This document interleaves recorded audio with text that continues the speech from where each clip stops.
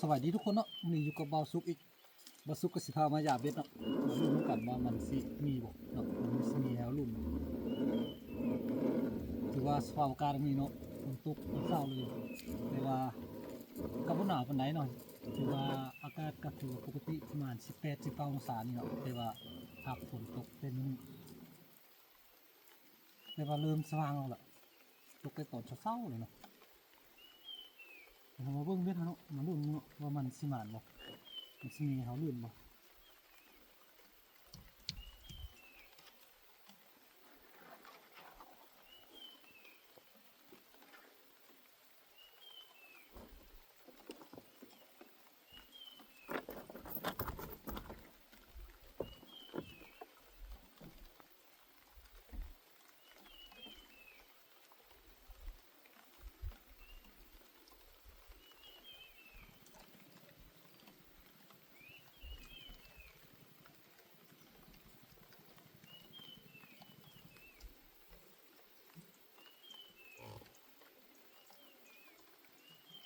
ฝนตกให้เขาเฮงเขาเลยเนาะฝนเลย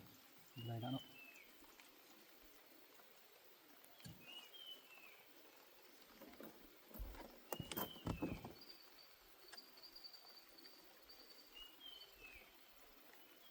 คือมันเงียบลนลายแล้วเนาะ2 มือแล้ว3 มือแล้วพอมายามมันทำจุดตัวดาวสีใหญ่เนาะมันนี่เนาะ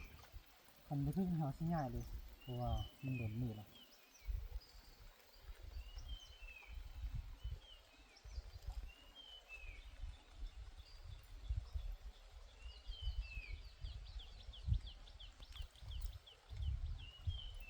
สีใหญ่ขึ้นถึงเนาะใหญ่เป็นสวยเทิง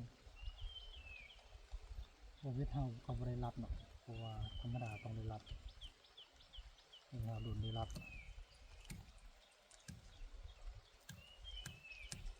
เฮามาลุ่นก็เนาะบางส่วนทั้งนี้มันเพิ่งมีป่าบ่มันจะปิดป่าให้เฮาได้จะปลูกก็เนาะมันนี่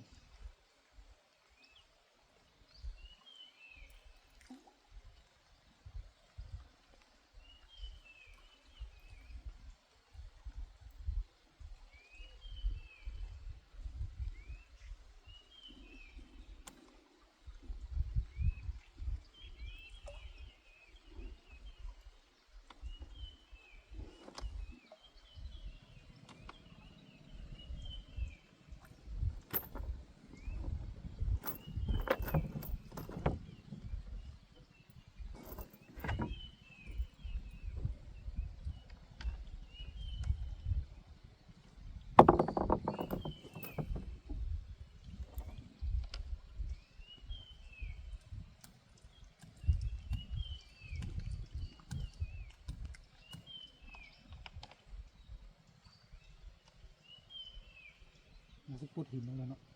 แต่ว่าสิ่งที่มาปวดคือว่าไรยันจักเหือกระเจ้ามาเห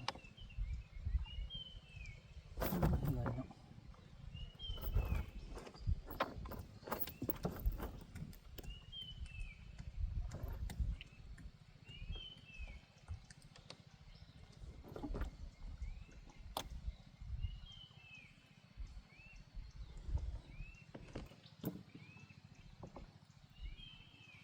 ในประเภทนี้อย่างคมนี่เขาเบิ้งเนาะออกเตะเบิ้งยังติดตีอยู่เนาะถ้าว่ามีป่ามาทึก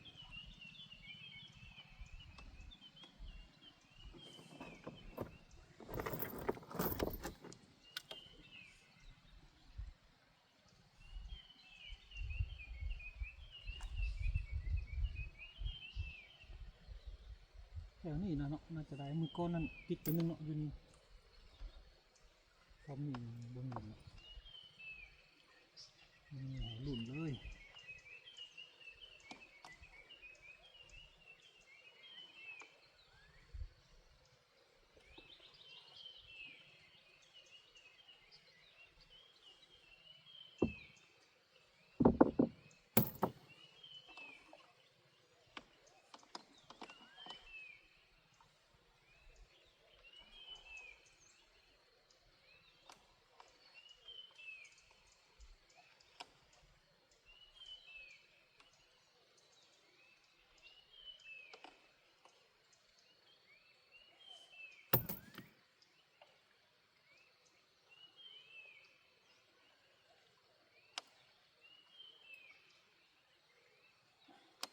คือว่าบุติดเลยเนาะแบบนี้เนาะหมดเลย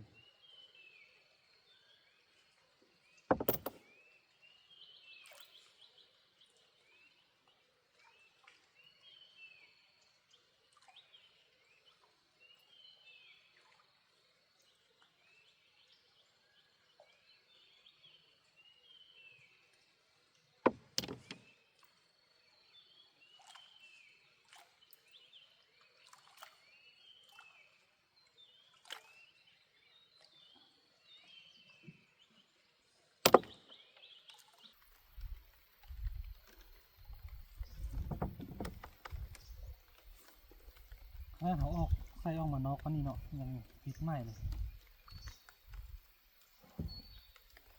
เนี่ยมันจะปิดฝาเนาะเนี่ยล่างขึ้นมาหมดเนาะเสียเนาะรูดเนาะ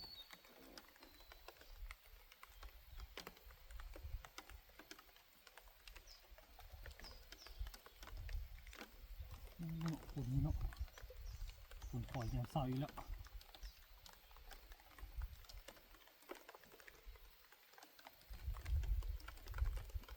ปิดฝาเนาะ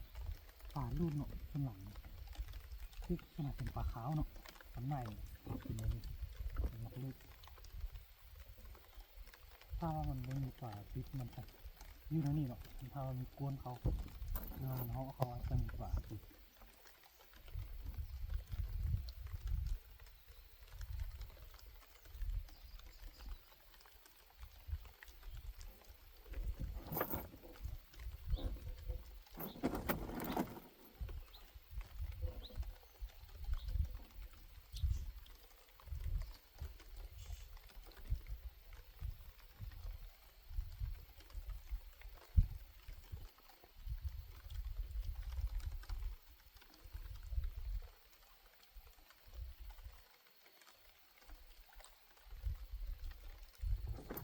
แต่นี่เนาะ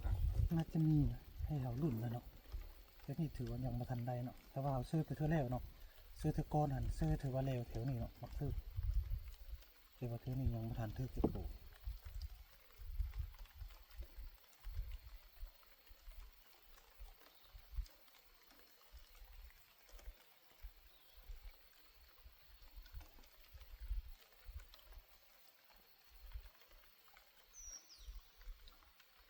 ในเบื้องโซนทางนี้มันซีมีเขาลุ่นบอกมันก้อนเนาะถือทางนั้นโซนทางเขาปะทางนั้นเนาะเบื้องมือนี่มันสีถือบ่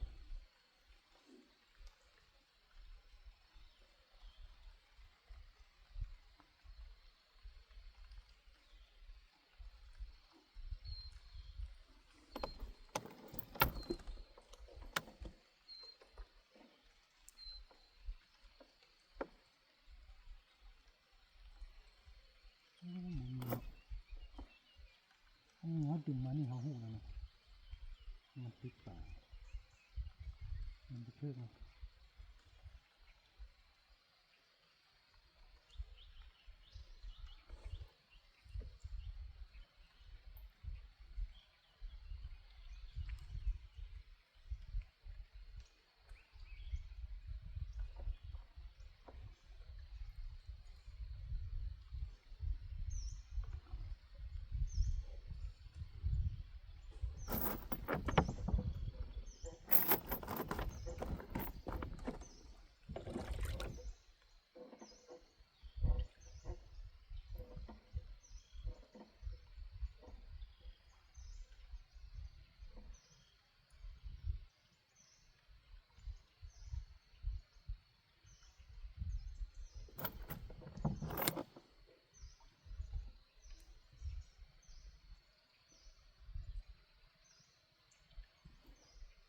คือเป็นนี่บุติดเนาะมันนี่เนาะเธอมันติดใหม่เนาะเห็นเธอนี่มันธุรกิจถือว่าโชคดีไปนะเอาเขาไว้ดึงเดี๋ยวเราขนาดติดใหม่แบบนี้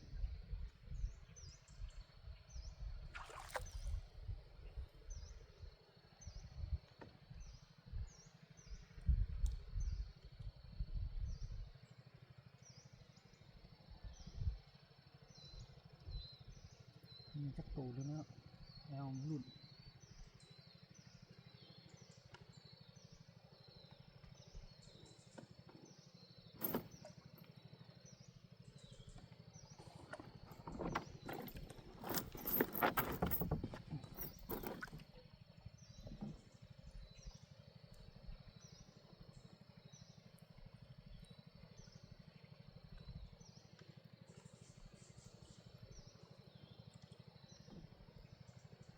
ถือว่าคันเลยเนาะไม่มีเนาะ